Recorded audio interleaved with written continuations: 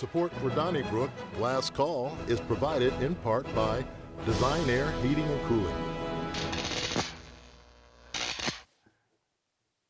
Thank you for joining us for Last Call. These are the topics that we couldn't get to in the first half, and we want to ask you, Alvin Reid, to talk about, since you are Mr. Kirkwood, everyone knows that, there's a little brouhaha in Kirkwood between the Greenbrier Country Club and the city and the neighbors. Greenbrier has constructed some pickleball courts and wants to open them, but the neighbors are afraid of noise. Now, when it came to the city of Clayton, you sided, if I recall correctly. I knew you were going to throw this in my face. Okay. I knew it was coming. I know you're going to be consistent on this one. Wash U wanted all sorts of sports facilities on Big Bend, and you supported Wash U and not the neighbors. Do you support the neighbors here, or do you support Greenbrier? Well, first of all, I'm not a member of Greenbrier Country Club. You hear hysterical laughter throughout Kirkwood right now. All right. But on this one, it's my understanding that, okay, the city of Kirkwood basically said, like, okay, build them, but they have to pass a noise, ordinance or test, and they were built and they haven't passed, and so that's not, that's not on the city. So I have to side with the neighbors on this one. All right, and it's not like nice, smooth. quiet. No further questions. No Your further Honor. question. Right, I side with the neighbors on this one. Right. Well, I was out there a couple years ago when they built the courts, and then they were going to be, tested. They had all this sound equipment, and there were people playing pickleball, and you could hear it. And I thought the poor neighbors, they're going to lose. Greenbrier Country Club is going to win. But Kirkwood said, nope, too loud. So I'm stunned that this is coming back again. Is there any way, that they could buffer? When you would think in 2025, when everybody wants to get healthier, you encourage that kind of thing, and there are pickleball leagues on every street corner. Well, but on every street, there's someone complaining about how noisy it is. Pretty much. Yeah. And you do have to understand that Greenbrier basically sits on 44 in a neighborhood, though. I mean, when you talk about the neighbors, you've been there, and my oldest daughter had a friend who lived right there too.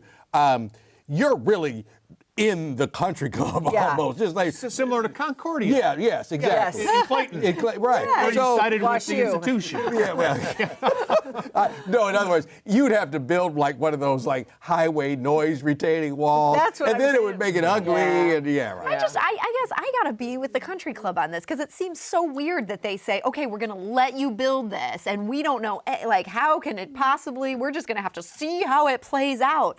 That just feels kind of backwards. Like, don't we have sound engineers for this sort of thing, where somebody could have looked into this ahead of time and said, if you do these 3 things, you can do this. This is what's worked elsewhere. If you don't, you won't. If you don't mind astronomical fees probably attached to, $1,000 to rent a court. But I think that they just decided that old thing about it's better to ask for forgiveness than permission. Yeah. That we're the country club. We're going to build these things, and then kind of see what happens. Somehow, I think if the neighbors were allowed to use those pickleball courts, if they were open for public use, they would have been approved. I'm not so that sure might, about I don't know. That might be, but I thought it was kind of just the delicious irony of a country club, which usually has its own set of requirements, being good told that Kirkwood has its own set of requirements. Interesting point, Wendy.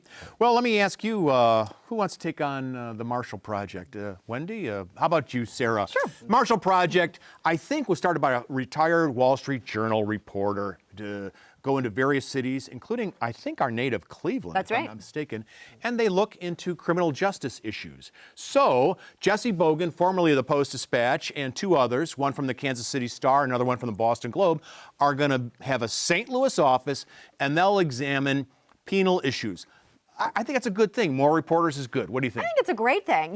They are, these nonprofit outlets like ProPublica, they like to do like the big projects. They're not going to have a guy there at every court hearing or covering, being on the city council beat. That's not how it works. But increasingly, those are the things that those of us working journalists just don't have time to do, is those big projects. And so use philanthropic dollars to pay to hire some good reporters, put them to work. I had the pleasure of meeting 2 of the 4 people in this bureau the other day. And, they were talking about their excitement about doing these kinds of projects. And I think they're going to be a great addition to the business. Jess Bogan is a terrific reporter. He's very good. And, I mean, he's done great stuff. And he's able to connect with people that most reporters can't connect with. He grew up in rural Missouri. And I remember a story he did about liberal Missouri, which is anything but liberal. Right. And people will talk to Jess for some reason that won't normally talk to, reporters from the city. He's an excellent guy to have. One of the reporters went to KU, so I give it the thumb.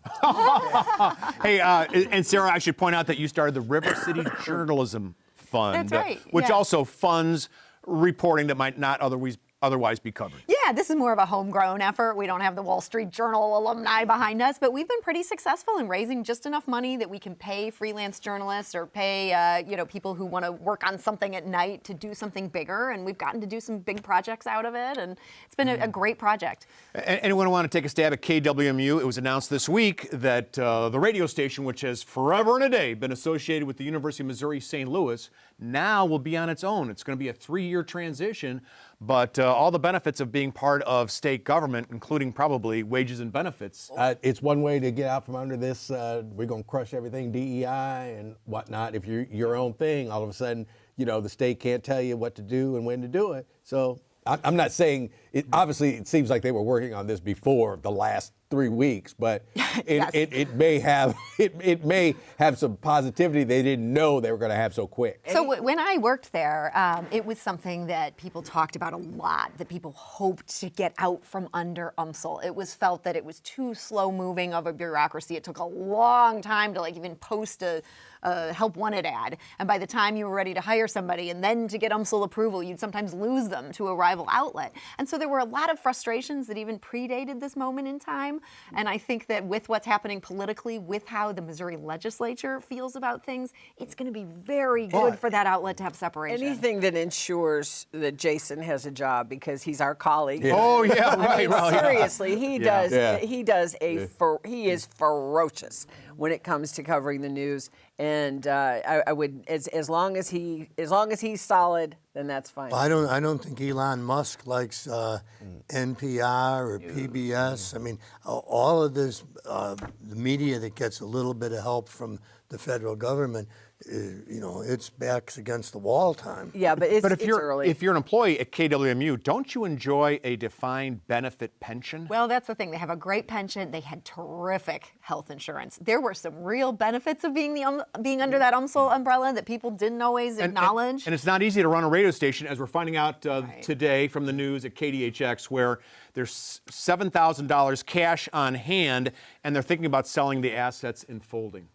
Yeah, I think that for St. Louis Public Radio, there is a big upside here, but I think the community is really going to have to step up because having that backing of UMSL gave them some financial security where they could weather the storm.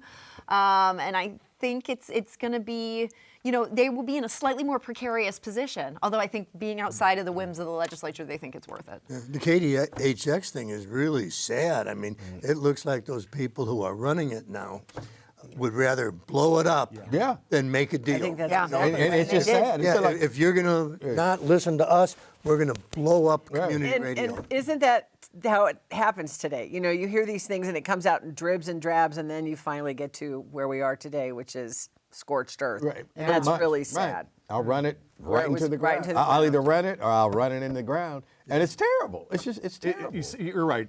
Something should have happened, but they had financial problems when they fire the volunteers. Yeah, I know. Yeah. In a way, but that's the truth. Are you going to pay $190 a year to watch the Cardinals stream?